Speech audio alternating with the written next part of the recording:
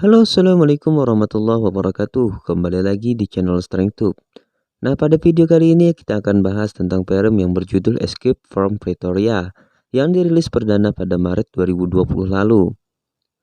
Film ini merupakan kisah nyata yang mengisahkan tentang dua pemuda vokal yang aktif menentang praktik apartheid di Afrika Selatan.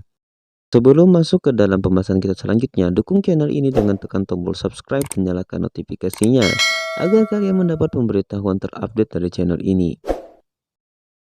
Film ini dibintangi oleh Daniel Radcliffe yang berperan sebagai Tim Jenkins dan Daniel Weaver yang berperan sebagai Stephen Lee.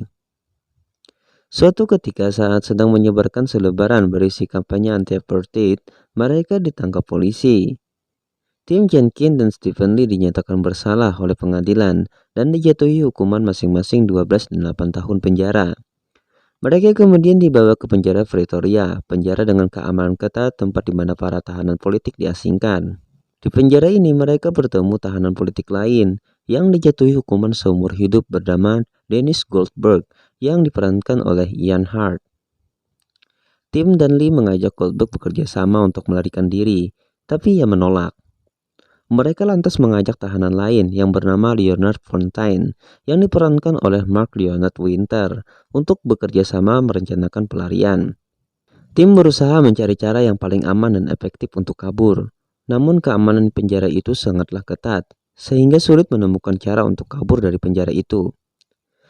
Dengan keahliannya, tim menemukan ide, yakni dengan menggandakan kunci tahanan. Tim berusaha untuk mengukur lubang kunci penjara dan dia mendapatkan ide untuk membuat kunci dari kayu. Temannya merasa ragu dengan itu karena sangat mungkin kunci kayu tersebut akan patah. Tapi tim meyakinkan mereka dan akhirnya mereka mencoba menyetujuinya. Tim mencoba untuk meniru setiap kunci sel yang dilihatnya. Dengan kejeniusannya dia berhasil menggambar bentuk kunci penjara. Yang menjadi masalah adalah mendapatkan kayu untuk dibuat kunci. Beruntung di penjara itu ada bengkel kayu tempat para tahanan melakukan kegiatan. Pada hari ke-74, Tim dan Lee di penjara. Tim yang berada di bengkel kayu dengan tahanan lainnya mencoba membuat kunci kayu yang akan digunakan untuk kabur. Tiba-tiba sipir datang. Beruntung Lee mengalihkan perhatian sipir itu, sehingga tim dapat menyembunyikan kunci yang dibuatnya di dalam tempat kopi. Sebelum mereka pergi ke sel mereka, sipir memeriksa setiap tempat kopi yang mereka bawa. Keadaan menjadi menegangkan, tapi mereka dapat lolos dari pemeriksaan itu.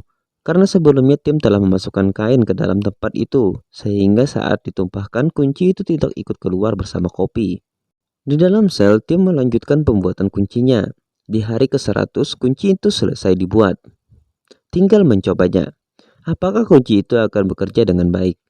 Saat mencobanya, kunci itu bekerja dengan baik, tapi saat dia ingin mengembalikan kunci sel seperti semula, kunci itu patah, dan kayu tersebut tertinggal di dalam lubang kunci. Sipir datang sehingga tim tak sempat mengeluarkan kayu yang patah itu dari lubang kunci. Sipir curiga dengan pintu sel yang terbuka, lalu sipir itu mencoba untuk mengunci pintu sel itu dengan susah payah, tapi akhirnya pintu sel tersebut terkunci kembali. Tim selamat dengan hal itu. Mereka mulai latihan berlari dengan memperhitungkan jarak dan waktu untuk keluar dari penjara itu. Percobaan selanjutnya dilakukan. Tim membuat kunci kayu yang dihubungkan dengan gagang sapu agar dia dapat membuka pintu tahanan dari luar. Percobaan itu berhasil, tapi lagi-lagi kunci yang ada pada gagang sapu lepas. Tim berusaha meraihnya agar tidak ditemukan sipir penjara. Keesokan harinya penjagaan mulai diperketat. Rintangan mereka bukan itu saja. Tapi rintangan lain adalah penjaga penjara yang berpatroli di atas dinding penjara.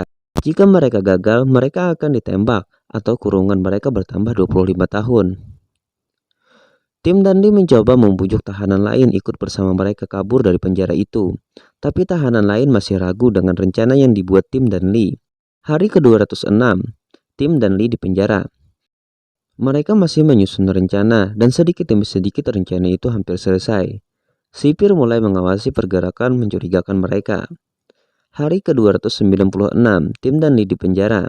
Tim dan Leonard mencoba setiap kunci yang telah mereka buat. Semua berjalan lancar, tapi ada beberapa pintu lagi yang belum mereka coba, hingga sampai ke pintu terakhir penjara. Karena mereka takut ketahuan, sipir mereka memutuskan kembali ke dalam sel mereka. Keesokan harinya pemeriksaan dilakukan. Mereka menemukan foto beserta serpihan kayu di kamar tim, tapi mereka tidak menyadari bahwa kayu-kayu itu adalah potongan dari kunci yang dibuat tim. Beruntung tim dapat selamat dari pemeriksaan itu. Hari-hari mereka diisi dengan misi untuk bebas dari penjara itu. Kunci-kunci duplikat satu persatu berhasil mereka buat. Hari ke-404 atau sudah lebih dari 1 tahun mereka mendekam di penjara itu. 39 kunci telah berhasil mereka buat. Mereka meyakinkan kembali para tahanan yang lain untuk kabur dari penjara itu. Tapi tahanan lain terlalu takut akan kegagalan untuk keluar dari penjara itu. Keputusan tahanan lain sudah bulat untuk tidak ikut bersama mereka. Hari berikutnya pemeriksaan dadakan dilakukan oleh sipir, namun yang mereka temukan tidak ada. Pada hari itu para sipir keluar dari penjara dan menyisakan 1 sipir saja di penjara itu. Hari itu juga tim dan kawan-kawan melakukan pelarian mereka. Kamar sel mereka sudah terbuka, mereka sampai ke pintu berikutnya. Mereka sudah hafal dengan pergerakan sipir penjara, sehingga rencana demi rencana berjalan dengan baik. Tahanan lain ternyata ikut membantu mereka untuk melarikan diri dari penjara dengan mengalihkan sipir. Mereka kemudian sampai ke pintu bengkel kerja.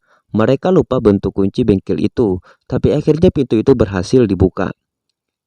Mereka sampai di pintu terakhir penjara. Di sini kunci satu persatu mereka coba, tapi tidak ada kunci yang pas. Karena memang pintu itu tidak pernah mereka buka sebelumnya. Jalan satu-satunya adalah dengan menghancurkan kunci pintu itu. Dengan susah payah, akhirnya kunci pintu itu rusak. Tapi ada satu hal lagi yang mereka khawatirkan, yaitu penjaga penjara yang berpatroli di atas dinding penjara. Dengan hati-hati mereka keluar dari gerbang penjara itu, dan akhirnya mereka dapat keluar dan menaiki taksi menuju Mozambik, Tanzania, dan berakhir di London. Lalu mereka bergabung kembali ke ANC untuk kembali berjuang melawan politik apartheid. Mereka menjadi buronan sampai akhirnya diampuni tahun 1991. Tahun 1992, apartheid runtuh. Akhirnya pada tahun 1994, pimpinan ANC Nelson Mandela menjadi presiden Afrika Selatan berikutnya. Tamat.